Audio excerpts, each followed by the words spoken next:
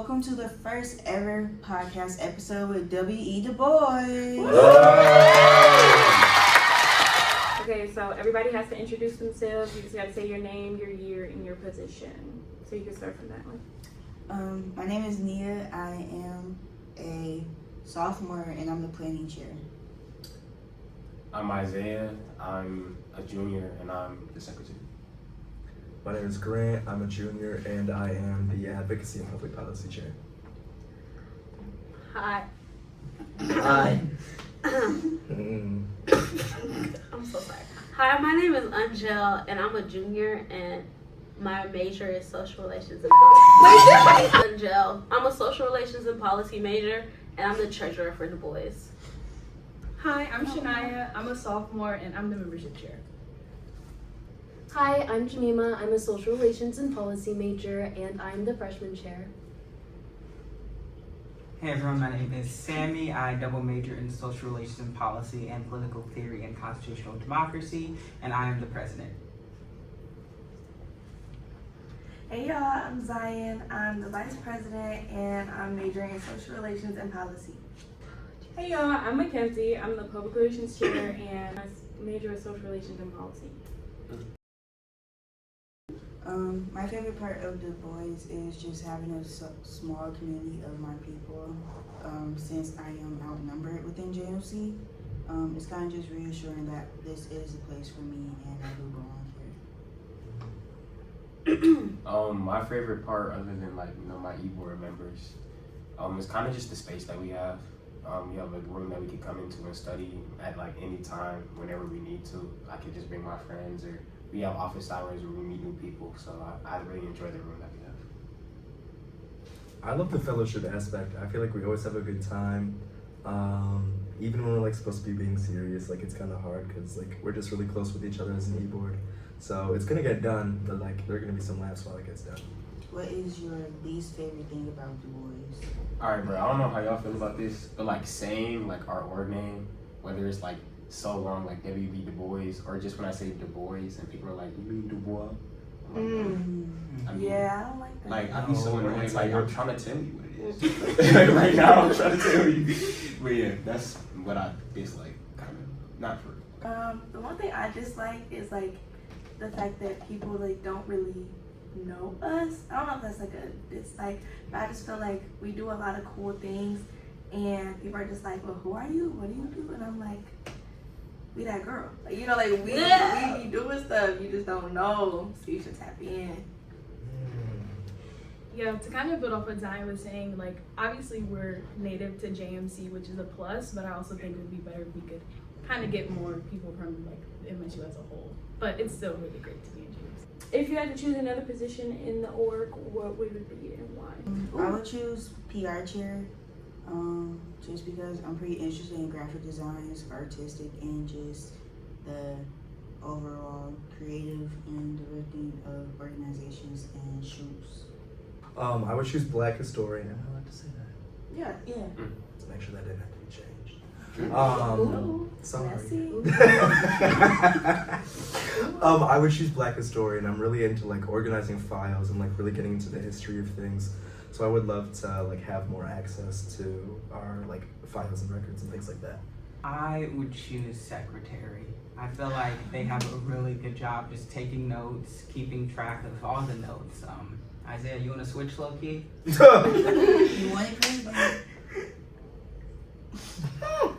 I would absolutely want to be planning chair. That was my first role when I came to DuBois, and I just love planning things, ironing out details. I'm kind of type A when it comes to stuff like that, but not cleaning or nothing, but just planning things. You can switch, bro. You can have it. She said take it. Take it. You want my role? I don't even want your role. You can take it. What is one thing that you learned about W.E.B Dubois himself? Okay, so I started reading The Souls of Black Folk and I was like, wow, this man is incredibly classist.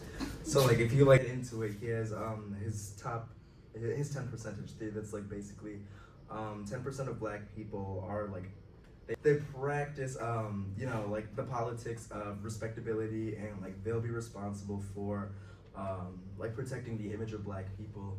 And I just thought that's kind of like odd because it's kind of pressuring Black people as a whole to conform to Eurocentric standards of like how you should act, how you should present yourself. I think that's the.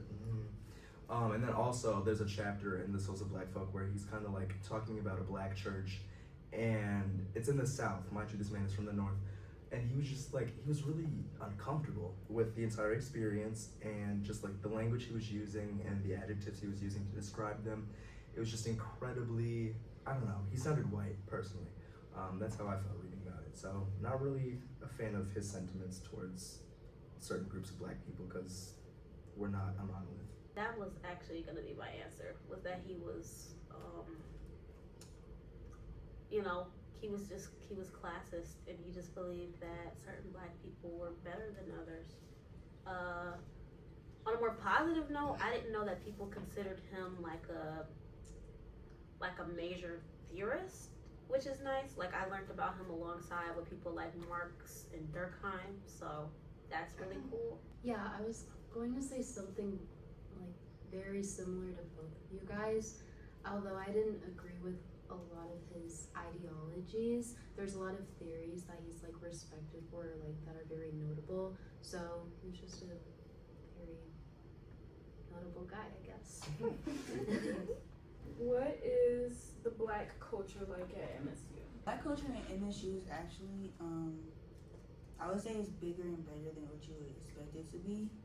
You kind of just, once you see people on campus so amount of times, or even at BSA meetings, everyone's pretty friendly. Everyone's pretty sweet. Different groups. I need to stop saying but different groups mix and mingle together, so it's not really just everyone's clingy or anything. I kind of have like the opposite reaction. I fear. I think that like we, DuBois, not a shameless plug. I think we are like really inviting, like to like any people, of Black people specifically. I think, but like a lot of other boards are kind of like cliquey, only because like a lot of the boards are like friends, so like it's like different like groups of people, and so it could feel like harder to like reach out or whatever. But I don't think we're like that. I think we're kind of cool.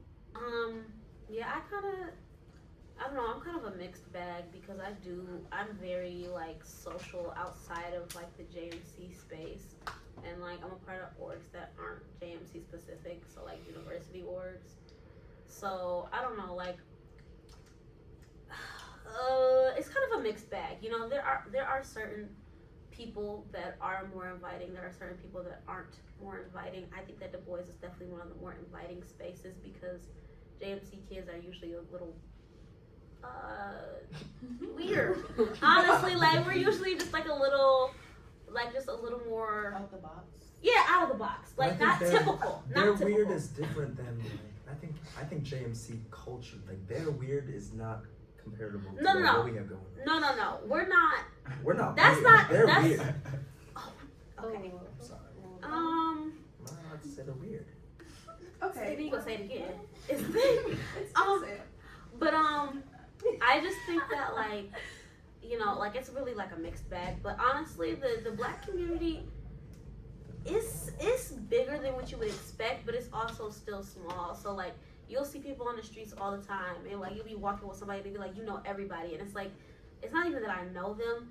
I've just seen them so many times. You see the same people at everything that it's like, okay, like now I'm gonna speak to you in the street, and then maybe one day we go get lunch or something, like so it's just like I think it's really a mixed bag, and it's just about finding the people that you fit in with the best. Boys, how do you navigate being a Black man at a PWI? I grew up in a PWI, so I don't think there was much navigating to have to do, because I've really been like fighting for, I don't know, like this is looking kind of sad, but I've been like fighting to be seen as a Black man in white spaces since I was 5. So none of this is new, but like I don't think I had that same adjustment period that some people like struggle with, because where I'm at now, I know like I just need to find my community And even if it's a small number of Black people, like as long as you have people that look like you and that you can really like bond with on a deep level because of not only what you've been through, but like where you hope to be going, you'll be fine. I agree with what a lot of what Grant said. Like I also came from a PWI, and like while there probably wasn't as PWI as Grant's PWI, It was incredibly PWI. yeah. I really didn't have to adjust too much because, like, I don't know, just kind of growing up in Michigan, like most places you go, it's really white. So I think like just navigating it here, I think one thing that's important is like, I don't know, just do the little things that like you found friends doing before, like go hoop, like, you know, get on the game. Like the niggas are in the same places that we were before. We can say that. We can say that. Yes. For me, I grew up actually, my father passed away like 10 years ago. So I haven't really had a male role model in my life, I guess, for a long time. So coming to college, I was kind of looking for that sense of like, I guess, fathership or just that sense of mentorship and just guidance. And I definitely think I found that here, and that's kind of like helped inspire me to build that community. And that's just helped me find my people and who I'm around. I just think that's a lot of things. We go into life or college with so many different things going on in our lives, and then we find the people who help make it better. Yeah. And I think that's just basically what I have helped do, or like what I've done, to go off of what Grant and Isaiah were saying. So, yeah. This one is for the same question before the women. I would say I did not go to a PWI high school. I was surrounded by all Black kids all of my scholarly life, and was also blessed with a lot of just Black mentorship, especially throughout high school. So JMC specifically and MSU as a whole was definitely a culture shock. Just being like the only Black person in your classes is crazy for like your first week, but finding your spaces is definitely important. I will say Black women do have an upper hand because it is a bigger Black women population within JMC compared to the Black men. But yeah, I would say once you find your peoples, you're great. Yeah, I had to think about it. Wow. Yeah, Yeah, there's a lot. There's not Yeah, I many think Black the only men. I think the only Black men in our class are in this room. Yeah. You know, for me, I kind of went to it was majority like Hispanic at my school, which is like a different experience too, cause you know, Hispanic people aren't white, but they're not Black either. So like they're still different experiences. Yeah. So like within state, you know, it's like, I don't know, it's a bigger deal within JMC as like a residential college, because that's where I spend a lot of my time. And like, you know, classes in JMC are very like kind of Socratical, where you get to like speak your opinions and things like that.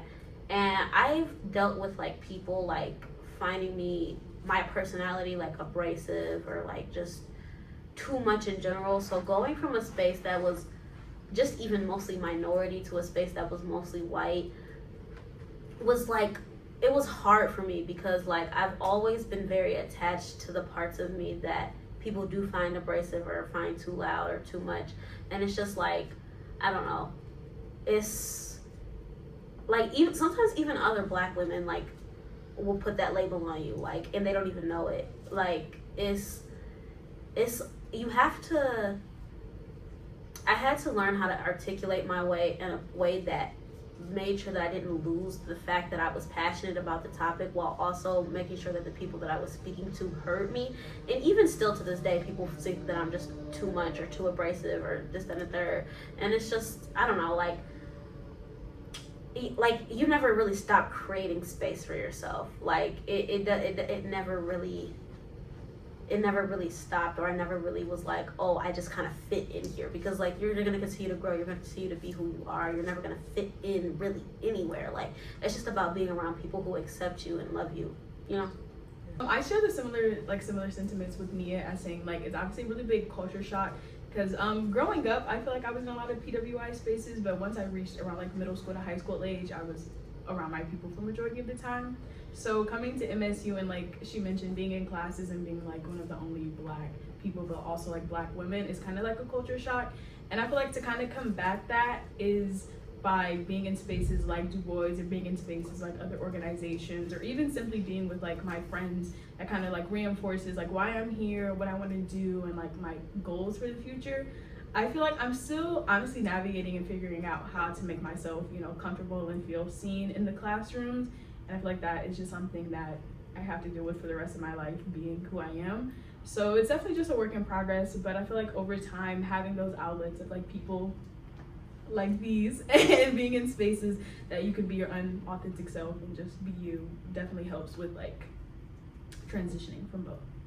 Yeah, I would have to say, I feel like I could speak on behalf of like majority of what all of us are kind of thinking, is growing up in an extremely predominantly white institution, like assimilating was something huge, and like trying to like fit myself into like the smaller boxes that like I was kind of like trying to conform around, and I just hated that.